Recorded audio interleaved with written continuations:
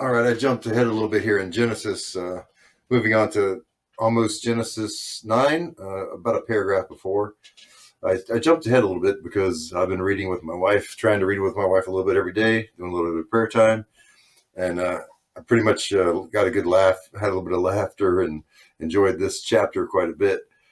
Just discovering some of the mystery, and there's a little bit of drama here in this chapter, and promise from God about not destroying the earth after the flood by showing us, the creation of His rainbow. So every time you see a rainbow, it's a promise from God that He's not going to destroy the earth again. So reading starting at Genesis 8, chapter 8, Genesis verse 19. So Noah came out together with his sons and his wife and his sons' wives, all the animals and all the creatures that move along the ground, and all the birds, everything that moves on the earth, came out of the ark, one kind after another. Then Noah built an altar to the Lord, and taking some of the clean animals and clean birds, he sacrificed burnt offerings on it. The Lord smelled the pleasing aroma and said in his heart, "Never again will I curse the ground because of man, even though every inclination of his heart is evil from childhood. And never again will I destroy all living creatures as I have done. As long as the earth endures, seed time and harvest, cold and heat, summer and winter, day and night will never cease." Chapter 9, God's covenant with Noah. Then God blessed Noah and his sons, saying to them, "Be fruitful and increase in number and fill the earth. The fear and dread of you will fall upon all the beasts of the earth and all the birds of the air, upon every creature that moves along the ground, and upon all the fish of the sea. They are given into your hands. Everything that lives and moves will be food for you. Just as I gave you the green plants, I now give you everything. But you must not eat meat that still has lifeblood in it. As for your lifeblood, I will surely demand an accounting. I will demand an accounting from every animal, and from each man too I will demand an accounting for the life of his fellow man. Whoever sheds the blood of man, by man his blood shall be shed. For in the image of man has God made man. As for you, be fruitful and increase in number, multiply in the earth and increase upon it."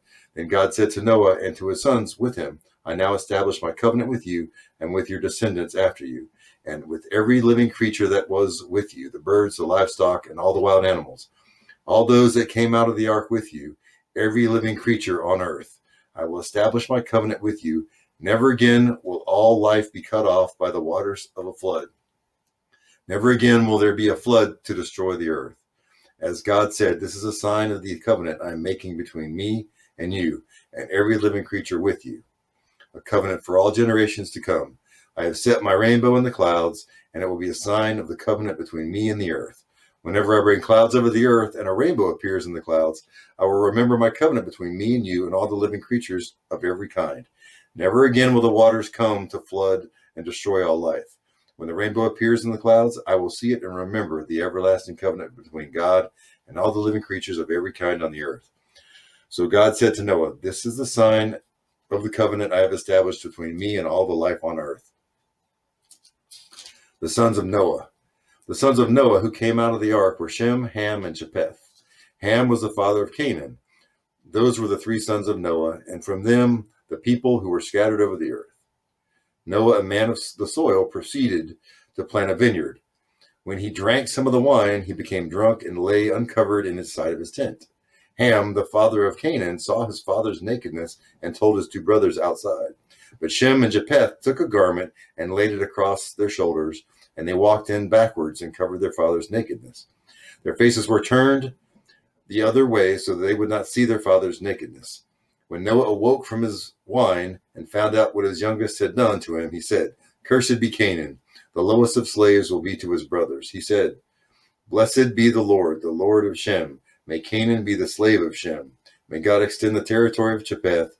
May Japheth live in the tents of Shem, and may Canaan be his slave." After the flood, Noah lived 350 years. Altogether, Noah lived 950 years, and then he died. If you guys like the reading, don't have much experience reading the Bible, check out my site, and please subscribe.